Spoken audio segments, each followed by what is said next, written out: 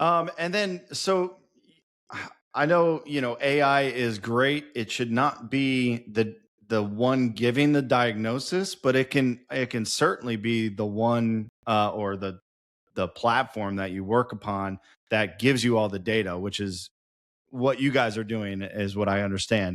And so then you're giving that extra data and resources to the doctors or to the healthcare professionals in order to give that diagnosis and figure out what's next. Sort of. So AI never touches our patient or our quantitative results that come out, right? So what we use AI for is developing the actual diagnostic product. Because the FDA can get Okay. iffy when you touch, like, if AI is giving the quantitative result, it's not giving a diagnosis per se, but it's giving the quantitative result. That can be a little iffy. We use locked machine learned models to do that.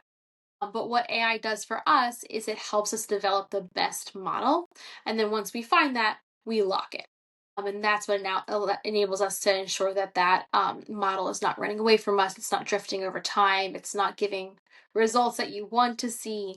But we use it in the development process very heavily. Okay, that makes sense. And then, so is that going over time? Is that just going to get faster and faster for you?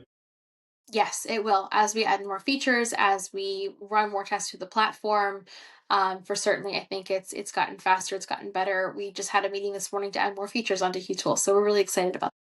Okay, great. And then what lessons overall have you learned working in this space? What's something that people don't think about that may surprise someone? I think people enter the software space thinking, oh, well, it's quick. In a year or 2 years, I have a product that's up and running. AI, even faster. You've seen so many AI companies spin up really quickly. But I think when you're talking about medical software, or you're talking about diagnostic software, it's a bit of a slower process.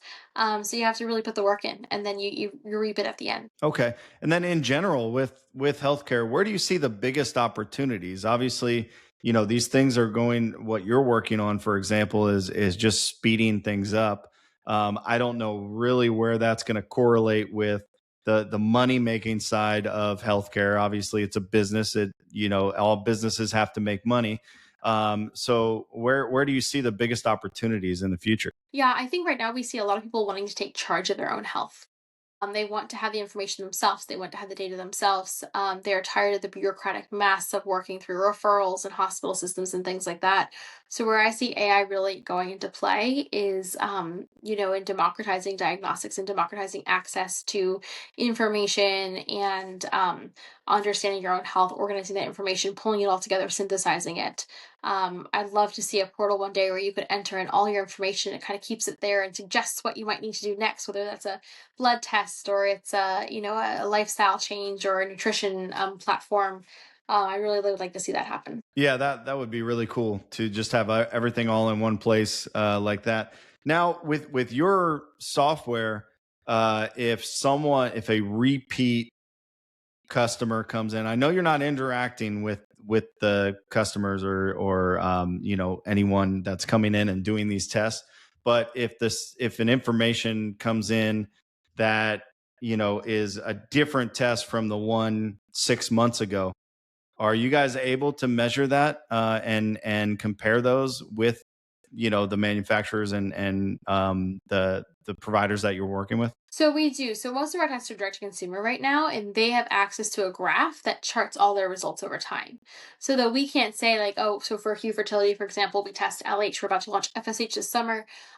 We can't say like, oh, you might have PCOS or oh, you might, be in perimenopause. What we can do is we can give them all that information, and then we can give them the education of what their numbers should be.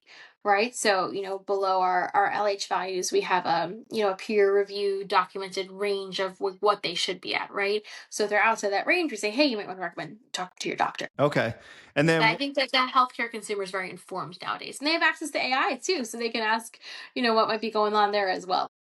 yeah, that's very true. It's all over the place. Well, we're gonna come right back after a commercial break, and we will continue this conversation. But stand by, and we're gonna cut to a quick commercial break.